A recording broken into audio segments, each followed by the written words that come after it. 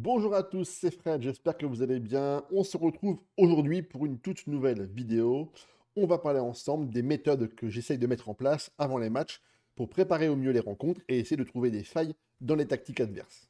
Mais avant de commencer la vidéo, on va parler d'un sujet qui est extrêmement clivant. Non, le jeu ne s'adapte pas à votre tactique. Ça, c'est une légende urbaine, c'est faux et clairement, c'est archi faux.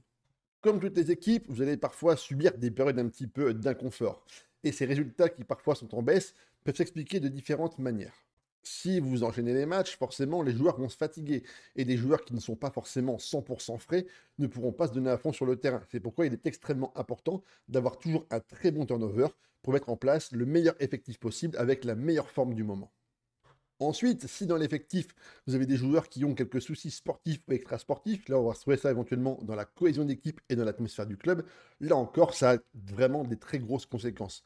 Un joueur qui est mécontent parce qu'il a envie de partir, un joueur qui veut un contrat ou un joueur qui ne joue pas assez peuvent clairement mettre en péril l'équilibre de votre effectif.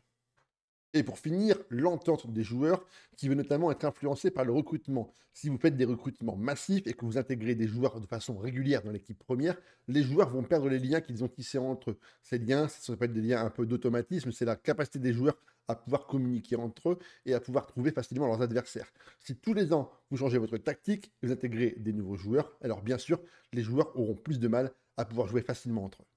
Mais alors, pourquoi on pense toujours que le jeu s'adapte à la tactique? Ça, comme je vous l'ai dit, c'est faux. En fait, le jeu ne s'adapte pas à la tactique, mais le jeu s'adapte à la réputation de votre club. On va prendre des exemples qui sont extrêmement concrets et très simples à mettre en place. Cet écran est extrêmement intéressant pour comprendre justement comment les équipes vont pouvoir s'adapter à votre style de jeu. Et pour ça, on va voir des exemples vraiment tout simples. Admettons, nous sommes l'équipe d'Ajaccio, nous venons de monter en Ligue 1 et les équipes qu'on va affronter ont tous une réputation et ont tous des joueurs qui sont normalement bien plus forts que nous. Si on est Ajaccio et qu'on joue par exemple le LOSC ou l'équipe de Rennes, l'équipe lilloise ou l'équipe rennaise va naturellement vouloir imposer son jeu et amener un jeu très offensif en ayant quand même une valeur de supériorité. Ça, c'est tout à fait normal et votre jeu va parfois tendance à être un peu défensif car vous avez peur de prendre vraiment une très grosse raclée. Mais maintenant, on va prendre le jeu dans le sens inverse. Si maintenant Ajaccio, dans quelques saisons, se retrouve placé dans le haut de tableau et va jouer les places européennes, les équipes que vous allez affronter vont maintenant avoir peur de vous et vont donc avoir un jeu plus défensif. C'est pourquoi il est extrêmement important de réussir à varier sa tactique selon l'évolution de son club et surtout le niveau de réputation. Et ça, on peut l'expliquer vraiment très facilement. Si on regarde le match de ce week-end qui a lieu entre Lyon et le PSG, le coach lyonnais Paolo Fonseca a fait le choix d'aligner une équipe sans véritable buteur. Seul Ryan Cherki était positionné en tant que numéro 10, position de 9,5, pour essayer de contrer le groupe parisien. En effet, le coach lyonnais a pensé qu'il fallait mieux plutôt renforcer l'aspect défensif pour essayer de contrarier les plans parisiens. Mais prenons maintenant le problème dans le sens inverse. Si demain Lyon joue une équipe de Montpellier qui est quasiment à l'agonie, le coach lyonnais va certainement aligner un buteur, voire même peut-être deux, pensant que son équipe est largement supérieure. Et dans le jeu, c'est exactement la même chose. En gros et pour résumer, travaillez la fraîcheur de votre effectif, travaillez également les liens verts, attention au recrutement, de ne pas trop recruter pour ne pas perturber l'équilibre de l'effectif, et surtout, pensez bien à modifier et adapter votre tactique en fonction de la réputation et du statut de votre club. On va maintenant regarder plus en détail les différentes choses qu'on peut mettre en place pour essayer de contrer la tactique d'une équipe adverse. Tout d'abord, on va se servir du centre des données et on va aller dans prochain adversaire, vu d'ensemble, et on va voir apparaître sur l'écran le style de jeu que propose Monaco, avec normalement les rôles qui vont bien convenir aux joueurs, et surtout, on voit apparaître au niveau de l'écran les fameux liens qui sont l'entente des joueurs et les automatismes. Pour rappel, ces liens, on peut les trouver soit un peu vert fluo, vert, jaune, orange et orange en pointillé, ce qui veut dire que les joueurs qui ont une entente entre orange et pointillé sont des joueurs qui ont une très mauvaise communication entre eux, et là, clairement dessus, on va vraiment pouvoir s'appuyer.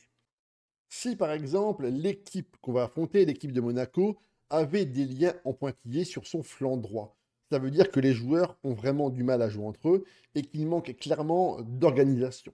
Là, c'est une très bonne indication pour nous. Ça peut vouloir dire, attention, le côté droit de Monaco est vraiment plus faible. On va donc pouvoir profiter de cette faiblesse pour essayer d'imposer un jeu très important et faire pencher le jeu en notre faveur.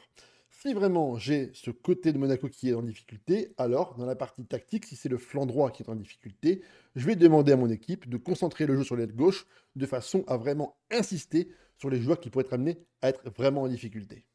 J'ai essayé de trouver un deuxième exemple. Ici, l'équipe de Toulouse évolue dans un 4-3-3 avec une pointe basse et devant deux numéros 8. Et on voit clairement que la communication entre Ferreira et Ricci n'est clairement pas au beau fixe. Ce que je vais donc demander à mes joueurs dans ces conditions, c'est bien sûr de maximiser mes chances en concentrant le jeu dans l'axe du terrain et éventuellement de recentrer un peu ma tactique de façon à essayer de m'engouffrer au maximum dans la faille de l'équipe toulousaine. On se retrouve ensuite toujours dans le centre des données, dans la partie prochain adversaire, rapport du recruteur, et vous allez cliquer ici en haut sur rapport d'équipe, et vous allez voir ici les forces et les faiblesses, de façon à essayer d'analyser, de comprendre quels sont les points forts et les points faibles de votre adversaire. On va donc commencer par regarder bien sûr les faiblesses de l'équipe adverse. On voit que Toulouse a vraiment des problèmes au niveau du marquage et du placement, également de très grandes difficultés sur corner, et au niveau de la détente verticale, c'est vraiment le point faible. En prenant en compte ces informations, je vais pouvoir modifier ma tactique.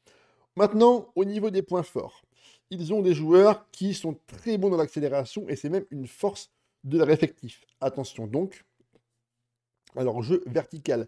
Et ça se confirme par les ouvertures efficaces lors des ouvertures dans le dos de la défense qui sont à l'origine de 7 des 23 passes D sur les 20 derniers matchs. Donc clairement, l'effectif de Toulouse a peut-être éventuellement un jeu pour jouer en contre, de très longs ballons dans le dos de la défense. On va donc prendre en considération ces données pour faire la meilleure tactique possible pour affronter l'équipe toulousaine. Alors pour résumer, l'équipe toulousaine a des lacunes et des manques d'automatisme au milieu du terrain. Attention à leur jeu en profondeur et à leur vivacité. Par contre, ils sont extrêmement faibles sur le marquage, le placement, les corners et le jeu aérien. On va donc modifier tout ça ensemble maintenant. Avec le ballon, on va donc demander à notre équipe de concentrer le jeu dans l'axe pour justement essayer de s'engouffrer dans le milieu de terrain toulousain. On a bien resserré notre largeur de jeu. Ça, c'est vraiment, à mon avis, une très très bonne solution. Pour les centres, ils ont des problèmes au niveau du jeu aérien. On va donc placer des centres sur les centres flottants pour essayer de trouver nos joueurs qui sont, je vous rappelle, très très bons, eux, dans le domaine aérien. Au niveau maintenant de la ligne défensive, on sait que Toulouse est une équipe qui va très vite vers l'avant, qui développe un jeu avec des passes en profondeur dans le dos de la défense. On va donc légèrement baisser notre ligne défensive pour éviter des problèmes de ce genre. Vous pouvez également, bien sûr, vous amuser à comparer votre effectif avec l'équipe adverse. Ici, on va retrouver différents pôles qui sont très importants, les notes de défense, les notes de milieu de terrain, l'attaque, le physique, le mental, ainsi que la technique.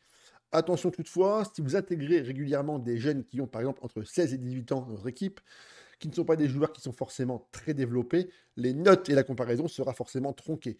Pour avoir un maximum de résultats, je vous conseille bien sûr de n'aligner que vos meilleurs joueurs pour vraiment être sûr de vos forces et de vos faiblesses. Ensuite, je passe aux consignes particulières pour analyser les meilleurs joueurs de l'effectif toulousain. Là, ici, on a un central qui est plutôt très bon, une note de 7,15, Eman Cospo. C'est pourquoi je demande à mon équipe d'avoir un déclenchement du pressing de façon très intense pour le gêner au maximum. Au milieu du terrain, la pièce tournante et la plaque tournante, c'est Jeannot Montserraté. Le joueur toulousain, très bon depuis le début de la saison, 7,14 de notes. Je vais demander à mon effectif d'avoir un marquage strict, d'un pressing plus intense, des tacles plus durs et de forcer à jouer sur son mauvais pied. Et pour ses deux collègues à côté de lui qui ont clairement des problèmes d'entente et des problèmes de compréhension de jeu, Ferreira et Ricci, je vais demander la même chose, un marquage intense, un pressing déclenché très souvent et forcer à jouer l'effectif sur son mauvais pied. Au niveau du match, très belle victoire, 5-1. Ce qu'on a mis en place a permis à l'équipe de surperformer. C'est une très belle victoire. 15 tirs, 6 cadrés, 1,65 d'IG et on remporte là 3 points contre l'équipe toulousaine. En revanche, au niveau des stats et les notes des joueurs, le meilleur joueur toulousain, c'est bien sûr et toujours Montserraté qui, même avec un pressing intense, des tacles durs et un marquage plutôt très important, a su tirer son épingle du jeu avec une très belle note de 7. À côté de lui, ses deux compères, Ricci et Ferreira, finissent avec 6,4 et 6,6. Là, on peut vraiment dire qu'on a certainement réussi à les mettre en difficulté. Et pour finir, leur meilleur central, Cospo, finit avec 6,6. C'est le meilleur central, il a forcément une note plutôt correcte, 6,6, mais en tout cas, il n'a pas été aussi performant que lors des matchs précédents. Ce qu'on a mis en place a donc permis à notre équipe de s'imposer relativement aisément, 5-1, c'est vraiment une très très belle victoire. Pour remporter un maximum de victoires, prenez votre temps pour analyser l'équipe en face et essayez de comprendre au mieux comment elle fonctionne. Si vous réussissez à entrer dans la tête du coach adverse, clairement, vous devriez remporter de très nombreux matchs.